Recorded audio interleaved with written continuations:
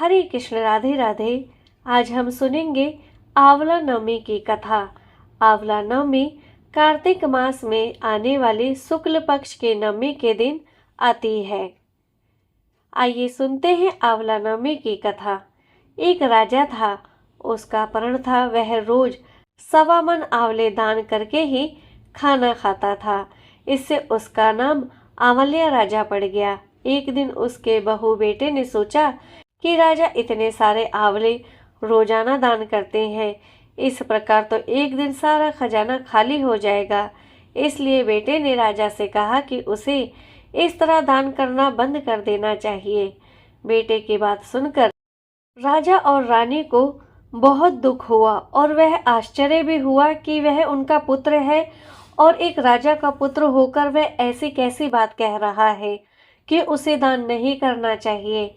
इसी बात पर राजा रानी रुष्ट होकर अपना महल छोड़कर बियावन जंगल में जाकर रहने लग गए। राजा रानी आंवला दान नहीं कर पाए और प्रण के कारण कुछ खाया नहीं। जब भूखे प्यासे 7 दिन हो गए तब भगवान ने सोचा कि यदि मैंने इसका प्रण नहीं रखा और इसका सत नहीं रखा तो विश्वास चला जाएगा। इसलिए भगवान ने जंगल में ही महल, राज्य और बाग बगीचे सब बना दिए और ढेरों आंवले के पेड़ लगा दिए। सुबह राजा रानी उठे तो देखा कि जंगल में उनके राज्य से भी 2 गुना राज्य बसा हुआ है। राजा रानी से कहने लगे, रानी देख, कहते हैं सत मत छोड़े, सुरमा सत छोड़िया पत जाए, सत के छोड़ी लक्ष्मी फिर मिलेगी आए। आओ नहा धोकर आंवला दान करें और भोजन करें। राजा रानी ने आंवले दान करके खाना खाया और खुशी खुशी जंगल में रहने लगे। उधर आंवला देवता का अपमान करने व माता पिता से बुरा व्यवहार करने के कारण बहू बेटे के बहुत ही बुरे दिन आ गए। दुश्मनों ने उन पर हमला कर उनका राज्य उनसे छीन लिया। वह दाने दाने को तरसने लगे। भिखारियों जैसी उनकी हालत हो गए और वह काम ढूंढते ढूंढते अपने पिताजी के राज्य में आ पहुँचे। उनके हालात इतने बिगड़े हुए थे कि पिता ने उन्हें बिना पहचाने हुए काम पर रख लिया।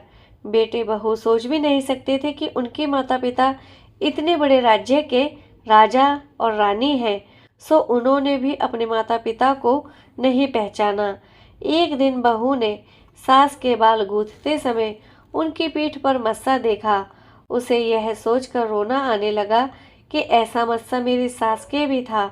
हमने ये सोचकर उन्हें आंवले दान करने से रोका था कि हमारा धन नष्ट हो जाएगा। आज वे लोग ना जाने कहाँ होंगे।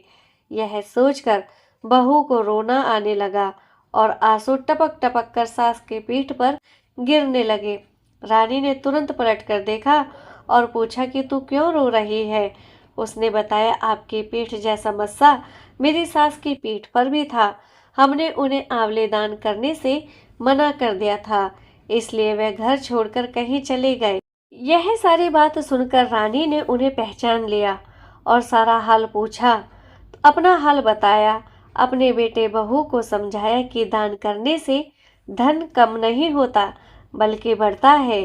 बेटे बहू भी अब सुख से राजा रानी के साथ रहने लगे।